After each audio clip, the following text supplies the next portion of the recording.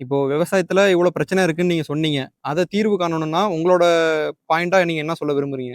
இப்ப இந்த மக்களுக்கு வந்து 100 நாள் திட்டம்னு சொல்லி கவர்மெண்ட் ஒரு வேலை வாய்ப்பு குடுத்தது மாதிரி, ஆ. விவசாயத்துக்காக எத்தனையோ இளைஞர்கள் படிச்சுட்டு அக்ரி டிபார்ட்மெண்ட் முடிச்சுட்டு சும்மா வேலை இல்லாம நெறைய பேர் இருக்காங்க. ம். கிராமத்துக்கு ஒரு நபரா போட்டு, இந்த விவசாயத்துக்கு என்ன நம்மளால சப்போர்ட் பண்ண முடியும்னு இந்த கவர்மெண்ட் கிட்ட இவங்க ஒரு ஆலோசனை குடுத்து, ம். எப்படி இந்த விவசாயத்த நம்ம வந்து பிரச்சனைய நம்ம தீர்வு காணலாம் ம். அப்படிங்கிற மாரி இவங்க வந்து ஒரு அந்தந்த ஏரியாவுல உள்ள யூனியன் மூலியமா ம். தொடர்பு கொண்டு நமக்கு இல்ல மிஷின் மூலியமா நமக்கு இந்த பிரச்சனைய தீர்த்து விடலாமா? ம். இல்ல நம்ம ஏதோ ஆளு இதுக்கு இந்த 100 நாள் திட்டம் மாரி இதுக்கு ஒரு டீம் ரெடி பண்ணி ஆ. இந்த அந்தந்த கிராமத்துலயும் ஒரு விவசாயத்த நம்ம இந்த வேலைகளை முடிச்சு குடுக்கறதுக்கு வாய்ப்பு இருக்கா?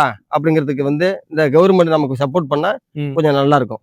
விவசாயத்துல இப்ப இவ்வளவு கஷ்டம் இருக்குன்னு சொல்றீங்களே பெரியப்பா. இத விட லாபகரமான தொழில் எதுவும் அமைஞ்சுச்சுன்னா விவசாயத்த விட்டு போயிருவீங்களா? இல்ல இது நம்ம உயிர் நாடி தம்பி. இத எப்படி நம்ம விட முடியும்? மற்றவங்க தொழில விட்டுறலாம். நம்ம விவசாய தொழில நம்ம விட முடியாதுல்ல. ம். இது நமக்கு தொழிலு, பரம்பரை தொழிலு. இந்த தொழில நம்ம வந்து இத வந்து நம்ம வ விட முடியாது.